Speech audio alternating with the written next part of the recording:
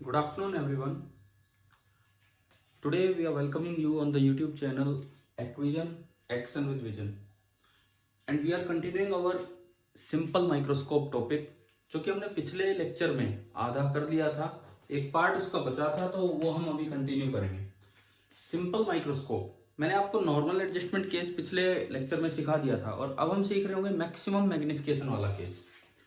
देखिए, ये नेक डाई के लिए एक ऑब्जेक्ट है ए बी। अगर कोई लेंस हमारी मदद के लिए नहीं होता तो ज्यादा से ज्यादा आप आगे से आगे आप इसको near point, N stands for near point, आप आंख के नियर पॉइंट पे ले आते, जो least distance of distinct vision यानी कि 25 सेंटीमीटर दूर होता आंख से। और ये जो इस वक्त जो एंगल सबटेंड करता है that would be theta naught, and theta naught would be h by d, that is the maximum visual angle for naked eye for this object. लेकिन हमारा काम यह है कि हम इसे देखना चाहते हैं, बढ़ा के देखना चाहते हैं, तो हम इसको काफी आगे ले आए, इसकी फोकस फर्स्ट फोकस से भी आगे ले आए। लेंस के फर्स्ट फोकस से भी जब ऑब्जेक्ट को आगे लाएंगे तो जो इमेज है वो वर्चुअल इमेज बनेगी और पीछे कहीं बनेगी। आप इसको इतनी दूर रखो, let this distance be x o for object x not.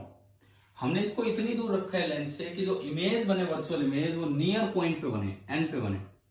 तो देखो कैसे बनेगी, कुछ भी एक्स नॉट अभी कैलकुलेट कर लेंगे। एक रे डालो ऑप्टिकल सेंटर से, इसको सीधे निकाल दो और इसको पीछे बढ़ा दो। अब हम चाह रहे हैं कि इमेज बने नियर पॉइंट वाली जगह पे, तो ये बी की इमेज बननी है बी डैश।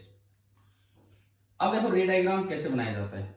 ये यहाँ पे आई लेंस है, इससे आगे हम नहीं देख रहे। आई लेंस अपने आप रेटिना पे इमेज बनवा देगा अगर आई के लिए ऑब्जेक्ट आई के रेंज ऑफ विजन में है। तो आप क्या करेंगे, दूसरी कोई भी रे लो, जरूरी नहीं पैरेलल, आप कोई भी रे लो कैसे भी, और पहले ही क्या कीजिए, आपको पता है कि इस बी पॉइंट की जो इमेज है यहां बननी है, तो आप स्केल की मदद से इस पॉइंट को इस पॉइंट से पहले ही ज्वाइन कर लो और फिर आगे बढ़ा दो, फिर आगे बढ़ा दो। ज्वाइन करने के बाद आप क्या करेंगे, स्केल की मदद से पहले ही उस पॉइंट को इस पॉइंट से ज्वाइन करके जहां ये आ रही है, और फिर आप इसको आगे बढ़ाओ यूं। तो मतलब क्या है भाई, हमें नहीं पता, हमने तो आगे फैलाया था। जब इनको पीछे बढ़ा के देखा तो बाई चांस ये बी पे मिले। अब मिले तो बाई चांस नहीं, आपने मिलाया है, लेकिन रे डायग्राम ऐसे बनाना होगा। तो इस ए बी की जो इमेज बनी that is A double dash, और you can say A dash B dash. A dash B dash इसकी इमेज बनी, कहां बनी, बिल्कुल नियर पॉइंट पे।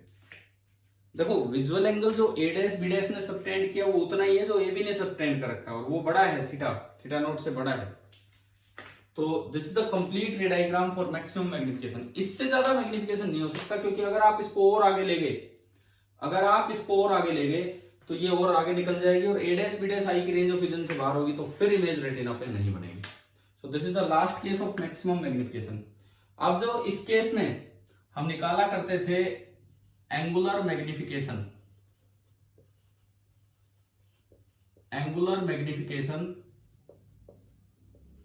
और you can say magnifying power,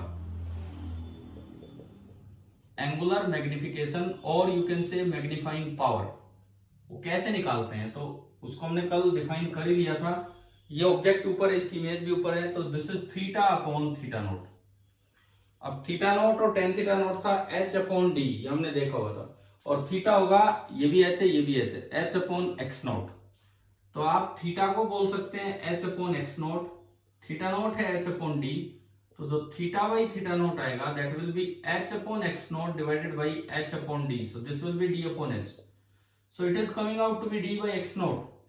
कल जो नॉर्मल एडजस्टमेंट केस लिया था उसमें आया था d बाई f, लेकिन आज आ रहा है d बाई एक्स नॉट।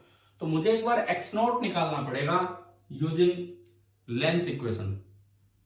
मैं लेंस इक्वेशन का यूज करूं फॉर मैग्नीफाइंग ग्लास, जो ये माइक्रोस्कोप है जिसको हम सिंपल माइक्रोस्कोप बोल रहे हैं, उसके लिए मैंने लेंस इक्वेशन का यूज किया।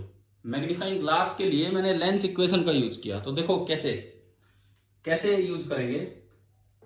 u इसके लिए ऑब्जेक्ट है ये एक्स नॉट पीछे है, तो u is minus x not.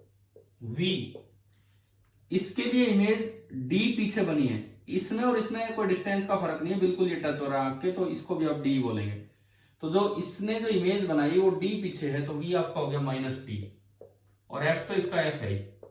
आपने लेंस इक्वेशन का यूज किया 1/v minus 1/u is equal to 1/f। This implies 1/v, v is minus d, minus 1/u, u is minus x naught is equal to 1/f। ये minus उधर जाके plus हो जाएगा, और ये माइनस माइनस प्लस हो गया, तो 1/x naught is equal to 1/d plus 1/f। LCM लिया d into f, f plus d. तो यहां से अगर आप x नोट निकालते हैं तो x नोट आ रहा है d into F upon D plus F. Actually ये एक इंपॉर्टेंट फॉर्मूला है जो हमें याद रखना चाहिए कि आगे आगे यूज होगा, ये टेलीस्कोप में भी यूज होगा, कि जब भी कभी आपको इमेज अगर नियर पॉइंट पे बनवानी है एक लेंस से, इमेज अगर आंख के नियर पॉइंट पे बनानी है, तो ऑब्जेक्ट उस लेंस से कितना आगे रखना होगा, d into F upon D plus F. ठीक है। और अब अगर आप मैग्नीफाइंग पावर निकालते हो, अब अगर आप मैग्नीफाइंग पावर निकालते हो इस लेंस की, इस लेंस की, तो मैग्नीफाइंग पावर आपकी बन रही है d अपॉन एक्स नॉट, और एक्स नॉट आपका है d इंटू एफ, और ऊपर गया d प्लस एफ। d से d गया, f से आप अलग अलग डिवाइड करेंगे, तो जो मैग्नीफाइंग पावर आ रही है that is 1 plus D by F. पिछले लेक्चर में मैंने आपको ये फॉर्मूला दिया था, मैंने कहा था कि जो रेंज है मैग्निफिकेशन की, जो रेंज है वो डी बाई एफ से लेके 1 प्लस डी बाई एफ है। डी बाई एफ था नॉर्मल एडजस्टमेंट के केस में, and 1 plus D by F है इस केस में। मैंने कल एक क्वेश्चन भी लिया था जिसमें कोई लेंस हमने लिया था जिसकी फोकल लेंथ है 10 सेंटीमीटर, यही सिंपल माइक्रोस्कोप, और फोकल लेंथ है 10 सेंटीमीटर। तो आपको बताना था कि नॉर्मल एडजस्टमेंट में उसकी मैग्नीफाइंग पावर कितनी है, तो डी बाई एफ 25/10, 2.5 डायरेक्ट आया। अब पूछा जाए कि उसकी रेंज क्या है, तो 2.5 से लेके 1 प्लस 2.5 यानी कि 3.5 तक हो जाएगी। अब एक चीज ध्यान रखना, चाहे हम ये सिंबल एम यूज कर रहे हो, ये लीनियर मैग्निफिकेशन नहीं है। पीछे आप लेंसेज में जो लीनियर मैग्निफिकेशन यूज करते हैं वो एक अलग चीज है, वो हाइट अपॉन हाइट था, height of image upon height of object.